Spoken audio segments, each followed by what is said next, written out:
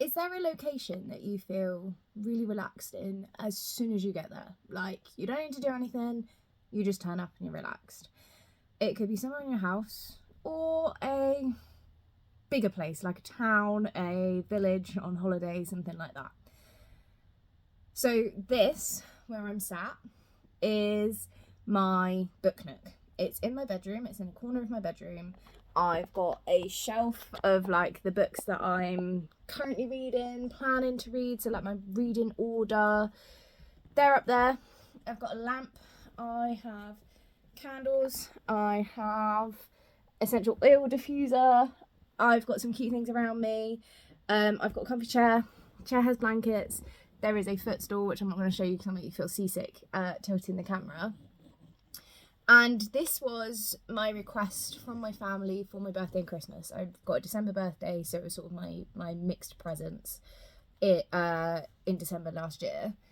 And the reason I wanted it is because I've loved reading my whole life. Like I always have since I pretty much learnt to read.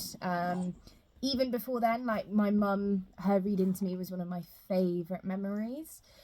And I really wanted like a dedicated area to read. I've always been in trouble with whoever I've lived with for having piles of books like stacked. And I wanted like a dedicated place to have my pile, and to sit and have it be. It doesn't matter what time of day it is. It doesn't matter where it is. I can just pick up a book and sit down. So if I've only got half an hour to read, I don't have to like tidy the sofa, or I don't have to make the bed, or whatever it is. I can literally just jump in and read. And this is what I asked for. Now, the reason I'm talking to you about my book nook is because now, whenever I sit in here, I feel instantly relaxed. I know right now I'm sat on my phone filming this for social media because this is the location I'm talking about. But typically, if I sit down here, I don't get my phone out. And I'm someone that I would say is quite addicted to her phone. I tend to, if I sit down and I don't have something else to do, I'll get my phone out just because I'm bored. And because it's not in my hand and it feels like it should be. It's habitual for me. But in this chair, I reach for a book. I don't go and grab my phone. So it's a place that has become conditioned to me being really relaxed and feeling like I need to read. No matter whether or not I actually feel like reading that much, it's become where I feel the need to read as soon as I sit in it. Very often, if I've come into the bedroom to like put some washing away or something like that throughout the day, I'll look at the book nook and almost get a little bit jealous because I can't sit in it and read immediately. And the reason I'm telling you about this is because we can do the same thing with our dogs. So this works for the better or for the worse.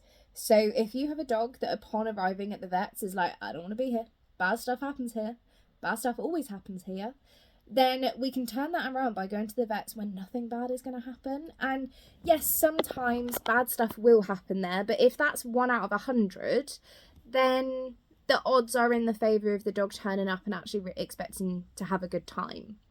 If you have a dog that as soon as you sit at the dinner table with your food pesters you for food, we can change that by having them go, and as soon as they see the picture of I'm sat at the dinner table, they go to their mats. And we train this, they go to their mats and they get food there. They soon start to learn that actually I'm just going to sit at a table, like people are sat at a table, I'm going to go to my mat.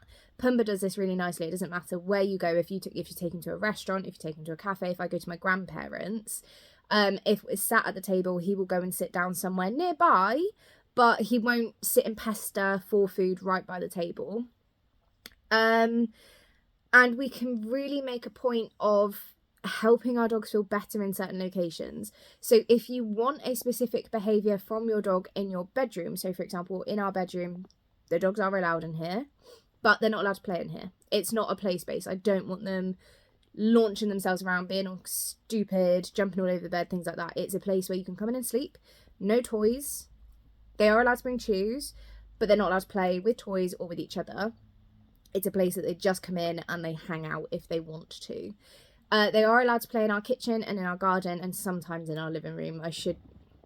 Our living room is the best place in the house. Ideally, I don't want the dogs playing in there because if I'm just sat down watching the TV in the evening, I don't want to have to listen to dogs playing like idiots. However, it is the biggest room in the house that the dogs could play in. So sort of I do allow it in this house. If we had a bigger kitchen, the rules would be different.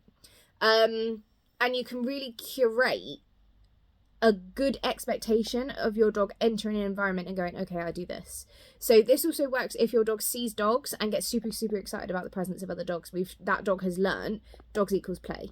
So if you teach your dog seeing dogs equals actually you settle and you get nice calming things, that is going to get you the see dogs equals I can just keep chilling out, keep doing my own thing. I don't need to get all excited and all silly. That gets you that picture rather than the crazy silliness picture. So think really carefully. If there's a specific location that your dog just loses their head in a little bit, you can change that simply by being very consistent about providing calm stuff and asking for a specific calm behavior in that environment instead. And if there's an environment that your dog is always scared in, so for example, if your dog has been attacked in a certain location, very often they learn that location is a space to be afraid. If that's a location you need to go to very often, then you can start changing it by having that be the location where I get a toy out and play for 5 minutes. If your dog's afraid of the vets, going there and just having it be a good thing sometimes, rather than it always only ever go in for vet procedures. Go and just chill out, give your dog a few snacks and then leave sometimes. You don't even need to go in and see the vet. Just hang out in the waiting room, hang out in the car park outside, give your dog a bunch of snacks, then turn around and leave.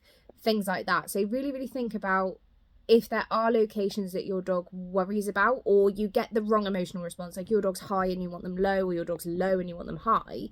Think about that and then start thinking about what you do in those locations, and then you can change it for the better.